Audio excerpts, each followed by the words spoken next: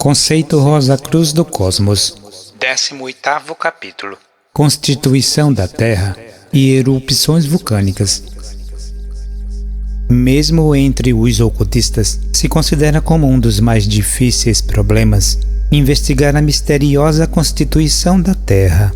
Todo ocultista sabe quanto mais fácil é investigar detalhada e profundamente o mundo dos desejos e a região do pensamento concreto, e trazer o resultado de tais investigações ao mundo físico, do que investigar completamente os segredos do nosso planeta físico. Porque para fazer isso plenamente, deve-se ter passado através dos 9 mistérios menores e a primeira das grandes iniciações. O cientista moderno sabe muito pouco sobre esse assunto. No que concerne aos fenômenos sísmicos, muda muito a miúdo suas teorias, porque constantemente está descobrindo novas razões que tornam insustentáveis suas hipóteses anteriores. Investigaram com todo seu extraordinário e minucioso cuidado a simples crosta externa, porém só até uma insignificante profundidade. Quanto às erupções vulcânicas, tratam de compreendê-las como procuram compreender qualquer outra coisa, de uma maneira puramente mecânica, dizendo que o centro da Terra está em ignição e concluindo que as erupções vulcânicas são produzidas pela entrada acidental de água nesse interior ou de maneira semelhante. Em certo sentido, suas teorias têm alguma base, porém neste caso, deixam de lado, como sempre, as coisas espirituais, que se apresentam para o ocultista como as verdadeiras. Para o ocultista, o mundo está muito longe de ser uma coisa morta. Pelo contrário, os abismos e as serras são compenetrados pelo espírito, que é o fermento que produz as mudanças dentro do planeta e sobre ele. As diferentes espécies de quartzos, os metais, as disposições dos vários estratos, tudo tem um significado muito maior do que aquilo que o investigador materialista jamais foi capaz de compreender. Para o ocultista, a forma em que estão colocados é sumamente significativa. Nesta matéria, como em outra qualquer, a ciência oculta está frente à ciência moderna, na mesma relação que a fisiologia frente à anatomia. A anatomia indica minuciosamente a posição de cada osso, músculo, ligamento, nervo, etc. Suas posições relativas de uns para com os outros, e assim sucessivamente. Porém não dá explicação alguma com respeito como funcionam as diferentes partes que compõem o corpo. A fisiologia, por sua vez, não somente indica a posição e estrutura de todas as partes do corpo, mas também indica seu emprego. Conhecer os diversos estados da Terra e as posições relativas dos planetas no firmamento, sem conhecer seu emprego e significado na vida e o objetivo do cosmos, é tão inútil como conhecer unicamente as posições dos ossos, nervos, etc., sem compreender também as funções que desempenham na economia do corpo. O número da besta. Ante a visão educada do clarividente, iniciado nos vários graus de mistérios, a Terra se apresenta como composta de estratos semelhantes a uma cebola, estando cada capa ou extrato sobre o outro. Há 9 estratos e o núcleo central, 10 no total. Estes estratos são revelados ao iniciado gradualmente. Cada extrato torna-se acessível em cada iniciação, assim que ao final das 9 iniciações menores, ele domina todas as capas, porém ainda não tem acesso aos segredos do coração central. Em termos antigos, esses 9 graus chamam-se mistérios menores. Leva o neófito conscientemente, através de tudo que se refere à sua passada evolução, de todas as atividades da existência involuntária, de maneira que então é capaz de compreender a forma e o significado da obra que então efetuou inconscientemente. Mostra-se-lhe como a constituição em 9 partes veio à existência. O tríplice corpo, a tríplice alma e o tríplice espírito. como trabalharam as grandes jerarquias criadoras sobre os espíritos virginais, despertando neles o ego, ajudando este a formar o corpo, e também o trabalho que ele mesmo efetuou para extrair o tríplice corpo, tanto da tríplice alma como a que possui atualmente. É conduzido um grau de cada vez, através dos 9 graus dos mistérios menores, pelos 9 estratos. O número 9 é o número raiz do estado atual da nossa evolução.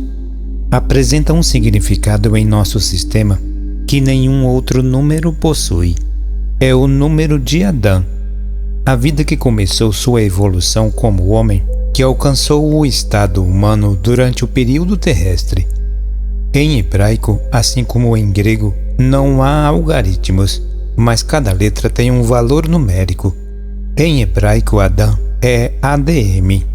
O valor do A é 1, o do D 4 e do M 40.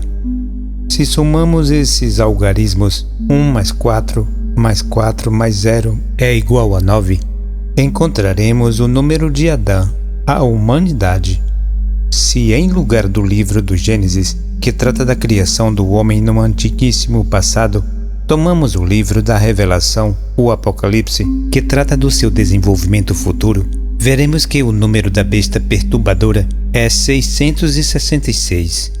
Somando-se esses algarismos, 6 mais 6 mais 6 é igual a 18 e 1 mais 8 é igual a 9, veremos novamente o número da humanidade, que em si mesma é a causa de todo o mal que perturba seu próprio progresso.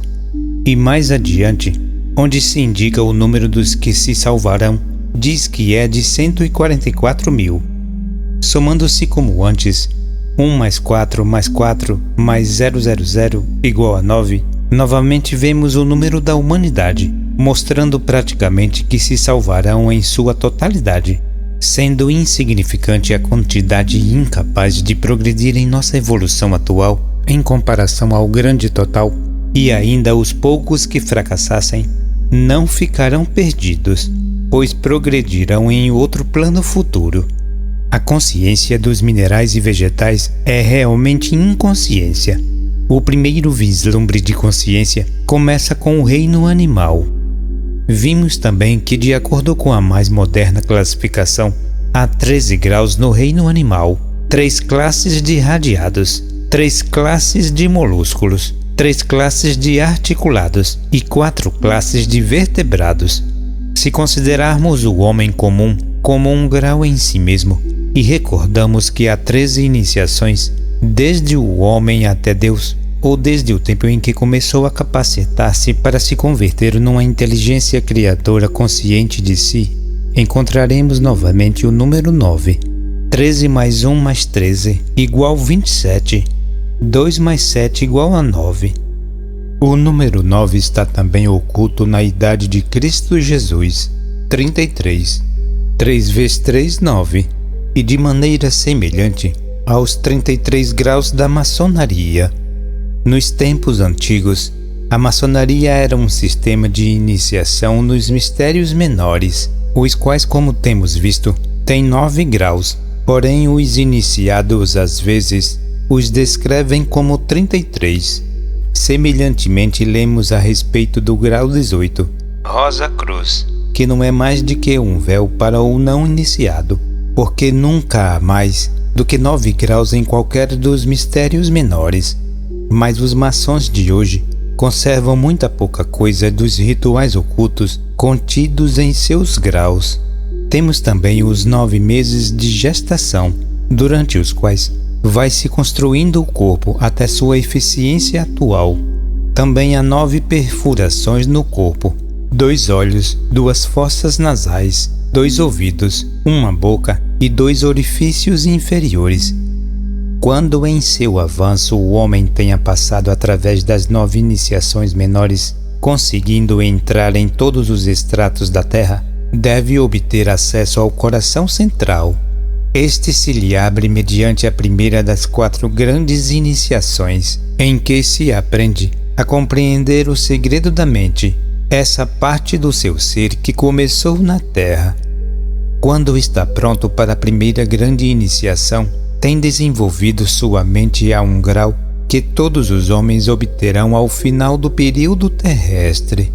Nessa iniciação dá-se-lhe a chave do próximo estágio, e todo o trabalho por ele efetuado depois disso será o mesmo que a humanidade em geral efetuará no período de Júpiter, que não nos diz respeito atualmente.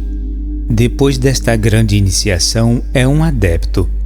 A segunda, terceira e quarta iniciações pertencem a estado de desenvolvimento que obterá a humanidade ordinária nos períodos de Júpiter, de Vênus e de Vulcano. Essas 13 iniciações são representadas simbolicamente por Cristo e seus 12 apóstolos. Judas Iscariote representa as traidoras tentações da natureza inferior do neófito.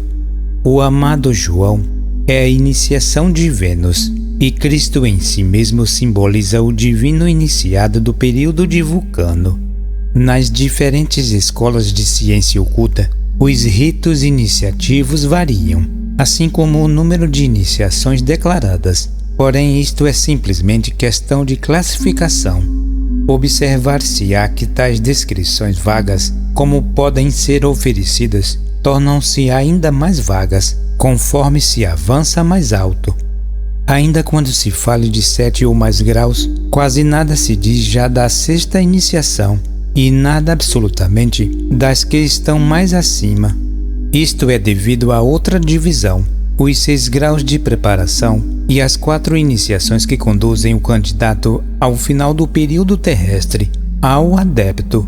Então deve haver sempre 3 mais, se a filosofia da escola ou sociedade vai tão longe.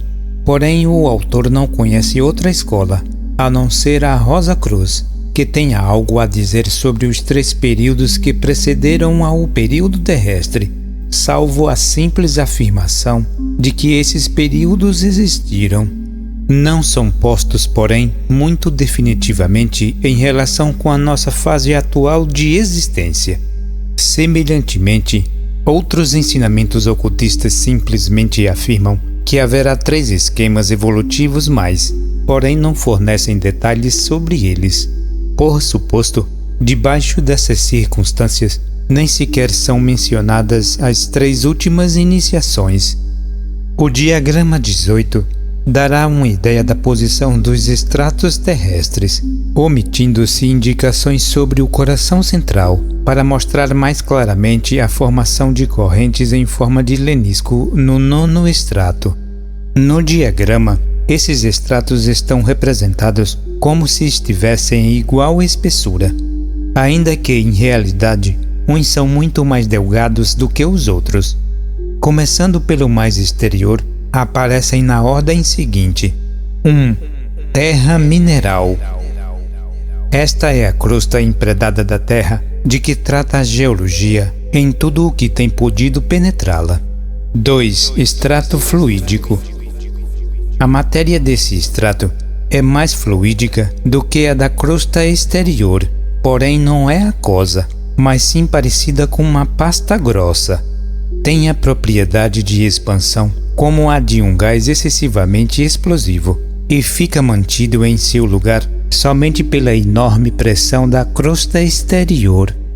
Se essa pressão fosse removida, todo o extrato fluídico desaparecia no espaço com tremenda explosão.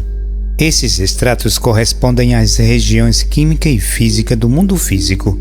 3. Extrato vaporoso. Nos estratos 1º e 2º não há realmente vida consciente, porém neste 3º estrato existe uma sempre fluente e pulsante vida, como no mundo dos desejos, rodeando e interpenetrando nossa terra. 4. Extrato aquoso. Neste extrato estão todas as possibilidades germinais de tudo quanto existe sobre a superfície da terra. Aqui estão as forças arquetípicas que se ocultam atrás dos espíritos grupos, assim como as forças arquetípicas dos minerais, porque esta é a expressão física direta da região do pensamento concreto. 5. Extrato germinal. Os cientistas materialistas têm se visto frustrados em seus esforços para descobrir a origem da vida e como surgiram as primeiras coisas viventes da matéria antes morta. Em realidade, de acordo com a explicação ocultista da evolução, a pergunta deveria ser: como se originaram as coisas mortas? A vida existia antes das formas mortas. Ela construiu seus corpos da substância vaporosa e sutil, muito antes de condensar-se na crosta sólida da Terra. Unicamente quando a vida abandona as formas, podem essas cristalizar-se e tornar-se endurecida e mortas. O carvão de pedra não é mais do que corpo vegetal cristalizado. O caracol é também a cristalização de formas animais. A vida abandona as formas, e as formas morrem. A vida nunca penetra numa forma para despertá-la para a vida. E elas morreram. Dessa maneira foi como as coisas mortas apareceram. Neste quinto estrato, existe a fonte primordial da vida, da qual brotou o impulso que construiu todas as formas da Terra, correspondente à região do pensamento abstrato. 6. Estrato ígneo. Por estranho que pareça, este estrato possui sensação. O prazer e a dor, a simpatia e a antipatia têm aqui seu efeito sobre a Terra. Supõe-se geralmente que a Terra não pode ter sensação alguma, em nenhuma circunstância. O ocultista, entretanto, quando vê cegar o grão maduro, ou arrancar as frutas das árvores no outono, ou cortar as flores, sabe o prazer que experimenta a terra mesma com isso. É semelhante ao prazer que sente a vaca quando o bezerro esvazia seus úberes cheios. A terra experimenta um grande prazer por haver nutrido sua progenie de formas, alcançando esse prazer seu maior grau no tempo da colheita. Por outro lado, quando se arranca as plantas pela raiz, é evidente para o ocultista que a terra sente uma pontada dolorosa. Por essa razão não come alimentos vegetais que cresçam debaixo da terra. Em primeiro lugar, estão eles cheios de forças terrestres e carecem de força solar, além de estarem envenenados por terem sido arrancados pela raiz. A única exceção a esta regra é a batata, que come com prudência, porque primitivamente crescia na superfície da terra, e unicamente em tempos relativamente recentes começou a crescer debaixo do solo. Os ocultistas tratam de alimentar seus corpos com os frutos que crescem ao sol, porque contêm mais força superior solar e não causam sofrimento algum à terra. Poderia supor-se que os trabalhos nas minas sejam muito dolorosos à terra, mas é o contrário. Toda desintegração da crosta dura da terra lhe produz um sentimento de alívio, e toda solidificação é fonte de dor. Quando uma corrente montanhosa lava o solo e carrega a terra para a planície, a terra se sente mais livre.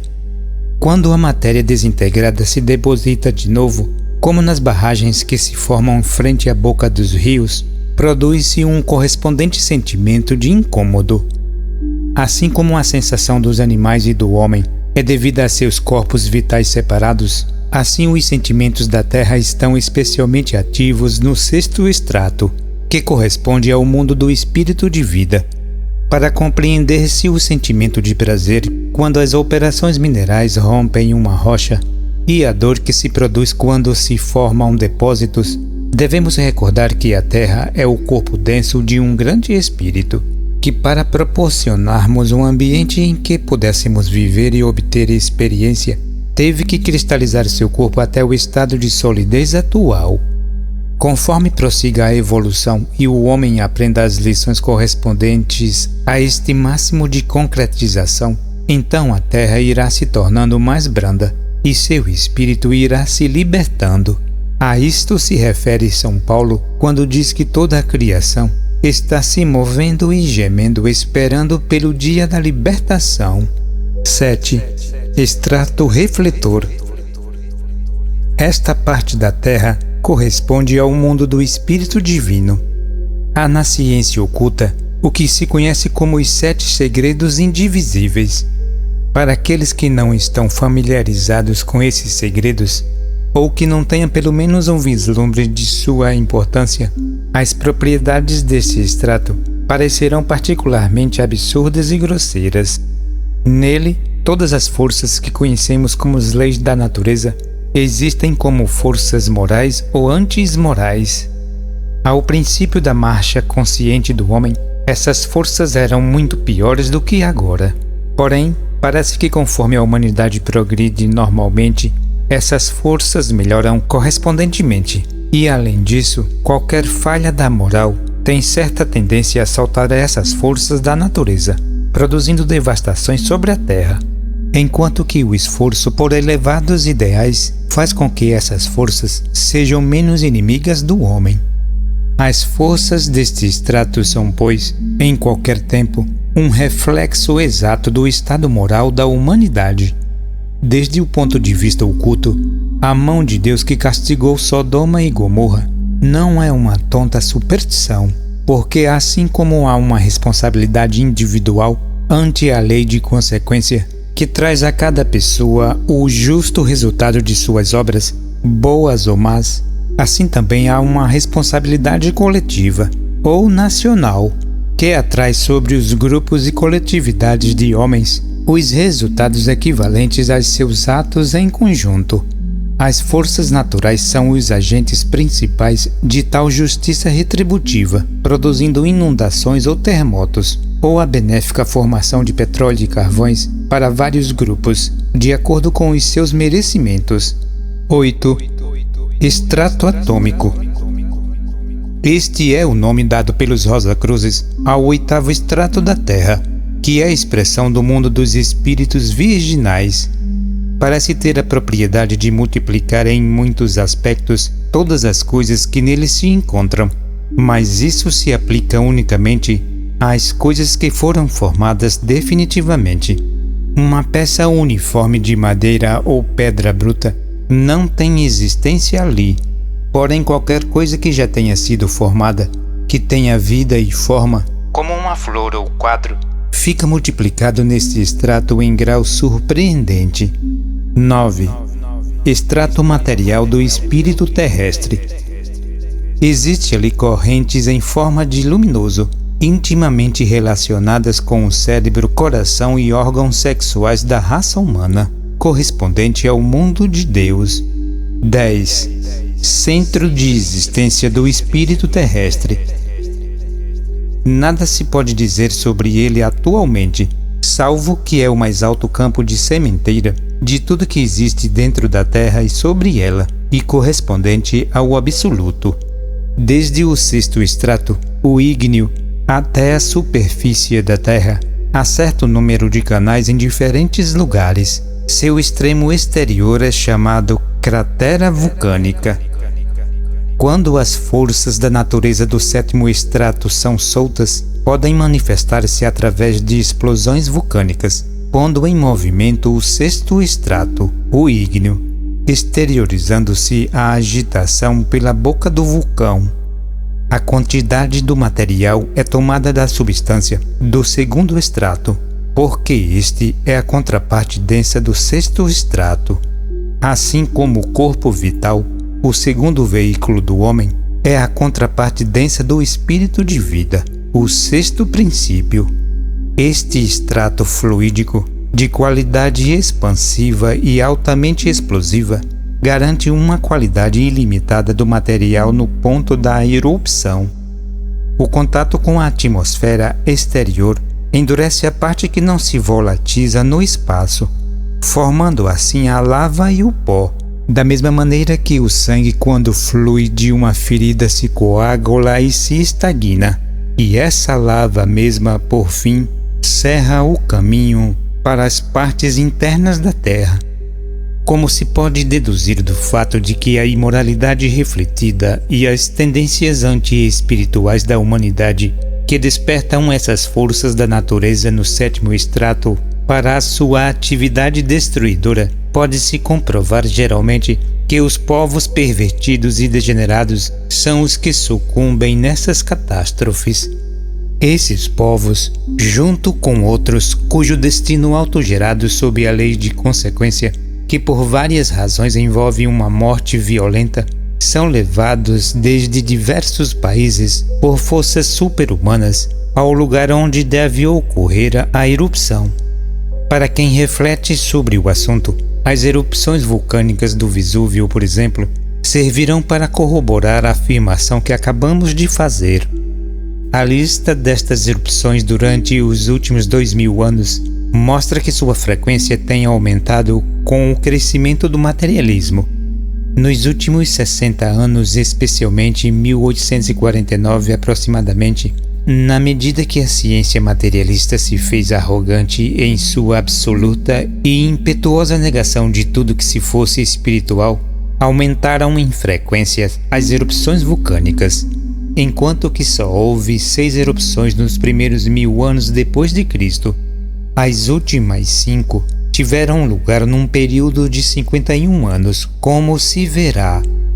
A primeira erupção da era cristã foi a que destruiu as cidades de Herculano e Pompeia, em que pereceu Plínio, o Maior, no ano de 79 d.C. As outras erupções tiveram lugar nos anos 203, 472, 512, 652, 982, 1036, 1158, 1631, 1737, 1794, 1822, 1855, 1872, 1885, 1891 e 1906. Nos primeiros 1000 anos houve 6 erupções, nos seguintes 1000 anos houve 12, ocorrendo as últimas 5 num período de 51 anos, como indicamos anteriormente. Do número total de 18 erupções, as 9 primeiras ocorreram na chamada Idade Média, isto é, nos 1600 anos, durante os quais o mundo ocidental foi dominado pelos comumente chamados pagãos ou pela Igreja Romana. O resto teve lugar nos últimos 300 anos, durante os quais o aparecimento e desenvolvimento da ciência moderna, com suas tendências materializantes, afugentou quase tudo o que restava de espiritualidade, especialmente na última metade do século XIX. Portanto, essas erupções nesse período compreendem quase 1/3 do número total de erupções ocorridas em nossa era. Para contrabalancear essa influência desmoralizante, os irmãos maiores da sabedoria, que têm trabalhado sempre para o bem da humanidade, espalharam durante esse tempo muitos ensinos ocultos. Pensou-se que oferecendo esses conhecimentos e educando os poucos que os recebessem, seria possível enfrentar-se à maré alta do materialismo, que, em caso contrário, poderia produzir muito sérias consequências para os seus partidários. Poderão não ser capazes de encontrar seu equilíbrio quando perceberem que continuam vivos, mesmo quando se encontrarem privados do seu corpo denso. Tais pessoas podem ter de suportar um destino demasiado triste para que se possa observar com indiferença. Uma das causas da terrível peste branca é o materialismo, que talvez não encontre motivo na atual encarnação, mas que é o resultado de crenças anteriores e afirmações materialistas. Falamos da sorte de Plínio no tempo da destruição de Pompeia. É muito interessante acompanhar o destino de tal cientista, não tanto pelo indivíduo em si, mas pela luz que lança sobre a maneira pela qual o ocultista lê a memória da natureza, como se imprimem as coisas nela, e os efeitos das características passadas sobre nossas tendências atuais. Quando um homem morre, seu corpo denso se desintegra, porém a soma total de suas forças se pode encontrar no 7º ou estrato refletor da Terra, do qual se pode dizer que é um depósito em que, conforme forças, se armazenam as formas passadas. Conhecendo-se o tempo em que ocorreu a morte de uma pessoa e procurando nesse depósito, é possível encontrar-se ali sua forma. E não somente está ela armazenada nesse 7º estrato, como também é multiplicada pelo 8º estrato, o atômico. Assim que qualquer tipo, pode ser reproduzido e modificado por outros. Desta maneira, é empregada uma e outra vez para a formação de outros corpos. As tendências cerebrais de um homem tal como Plínio, o Maior, podem ter se reproduzido milhares de anos depois, tornando-se parcialmente a causa do atual excesso de cientistas materialistas. Resta ainda muito que aprender e desaprender para os modernos cientistas materialistas. Ainda que lutem até o último limite contra o que qualificam, zombando de ideias ilusórias dos ocultistas, vão se vendo obrigados a aceitar suas verdades, admitindo-as uma a uma, e é só questão de tempo verem-se obrigados a aceitá-las todas por completo. Mesmer, que foi enviado pelos irmãos maiores, foi mais do que ridicularizado. Porém, quando os materialistas trocaram o nome da força descoberto por ele e a chamaram hipnotismo em vez de mesmerismo, então tornou-se científica. Há 140 anos aproximadamente, a senhora Blavatsky, fiel discípula dos mestres orientais, disse que a Terra tinha um terceiro movimento, além dos que produzem o dia e a noite e as estações. Indicou também que a inclinação do eixo da Terra é produzida por um movimento que, a seu devido tempo, levará o Polo Norte para onde atualmente está o Equador, e mais tarde ainda o levará ao lugar ocupado agora pelo Polo Sul. Isto, dizia ela, era conhecido pelos antigos egípcios, mostrando o famoso planisfério de Dendera, onde se registra que eles conheciam 3 de tais revoluções. Essas indicações, junto com toda a sua mais transcendental obra, a Doutrina Secreta, foram sarcasticamente repelidas. Há poucos anos atrás, um astrônomo, Sr. Yves Sutcliffe de Bombay, descobriu e demonstrou matematicamente que Laplace havia se equivocado nos seus cálculos.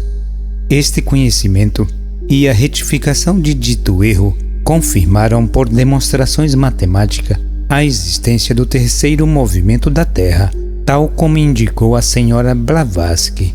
Isto explica o fato estranho de encontrarem-se plantas tropicais e fósseis nas regiões polares, pois tal movimento produzia necessariamente a seu tempo períodos tropicais e glaciais em todas as partes da Terra, correspondentes à sua modificada posição em relação ao Sol.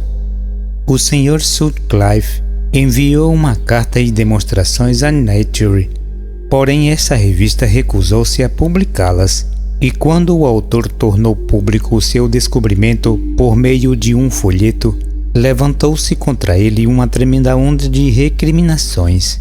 Mas o Sr. Sutcliffe é um reconhecido profundo estudante da doutrina secreta, e isto explica a recepção hostil que recebeu sua descoberta, com todas as suas invariáveis consequências. Mais tarde, não obstante, um francês que não era astrônomo, mas mecânico, construiu um aparelho que demonstrava a ampla possibilidade da existência de tal movimento. O aparelho foi exibido na Louisiana Packs Exhibition de St. Louis e foi recomendado calorosamente por Camille Flammarion como digno de investigação. Aqui já se via algo concreto mecânico, e o editor do The Monist, ainda que descrevesse o autor como um homem que trabalhou debaixo de místicas ilusões, por acreditar que os antigos egípcios conheciam esse terceiro movimento, ignorou, não obstante, magnanimemente esse aspecto do caso, e disse que não havia perdido a fé na teoria do Sr. Bézial por isso, e publicou uma explicação e um ensaio do Sr. Bézial, em que se descrevia o movimento e seus efeitos sobre a superfície da Terra, em termos semelhantes aos empregados pela Sra. Blavatsky e o Sr. Sutcliffe. Como o Sr. Bézial não está taxado definitivamente como ocultista, seu descobrimento foi tomado em consideração. Muitos exemplos podem ser mencionados de como os ensinos ocultos foram mais tarde corroborados pela ciência materialista. Uma delas é a teoria atômica, que é sustentada pela filosofia grega e depois em a doutrina secreta.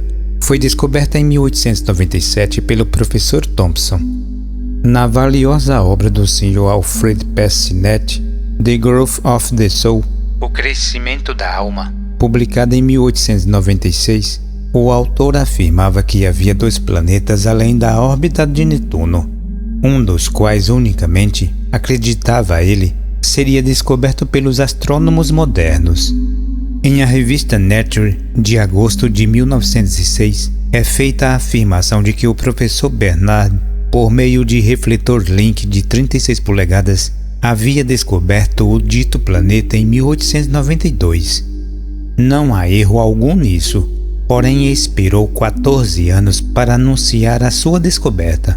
Não precisamos nos aborrecer por isso.